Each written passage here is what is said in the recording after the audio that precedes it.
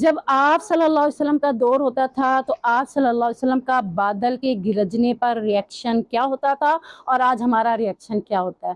جب بھی اللہ کے نبی صلی اللہ علیہ وسلم کے دور میں بادل گرجتے تھے، ہم کیا فیلنگ کرتے ہیں؟ خوشی فیل کرتے ہیں کہ اب بارش آئے گی، چلو موسم ٹھنڈا ہو جائے گا، چلیے اپنی خوشی ایک اپنی جگہ۔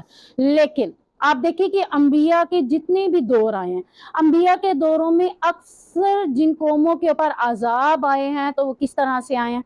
بادلوں کے ساتھ، بادلوں کی کرک کے ساتھ، گرجنے کے ساتھ، آوازوں کے ساتھ۔ یعنی ہود علیہ السلام کی قوم کو دیکھیں آپ کہ اتنی تیز آندھی چلی کہ اس میں آواز جیسے ہوتی ہے نا، ہم سن رہے ہوتے ہیں، وہ آواز اتنی تیز تھی کہ ان کی کانوں کو چیر گئی اور جس سے ان کی موت ہو گئی۔ تو آپ دیکھیں کہ اللہ کے نبی صلی اللہ علیہ وسلم کے بارے میں آتا ہے کہ جب بھی بادل گرجتے تو آپ کی کیفیت غمزدہ ہو جاتی تھی۔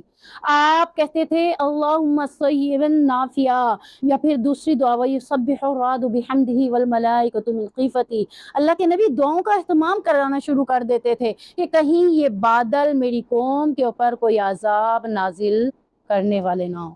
اگر دور نہ جائیں آپ تو یہ بادل ہم بھی دیکھیں کہ ہماری قوم کے اوپر کتنے عذاب لے آئے ہیں۔ اس سال پھر ایک جگہ پر کلاؤڈ برسٹ ہو چکا ہے نا، آپ نے سنا ہوگا شاید نیوز کے اندر کہ لاس کے علاقے میں کلاؤڈ برسٹ ہو چکا ہے۔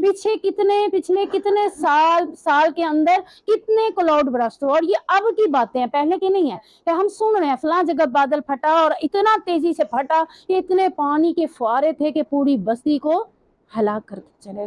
یہ کیا ہے؟ یہ اللہ کا عذاب ہے۔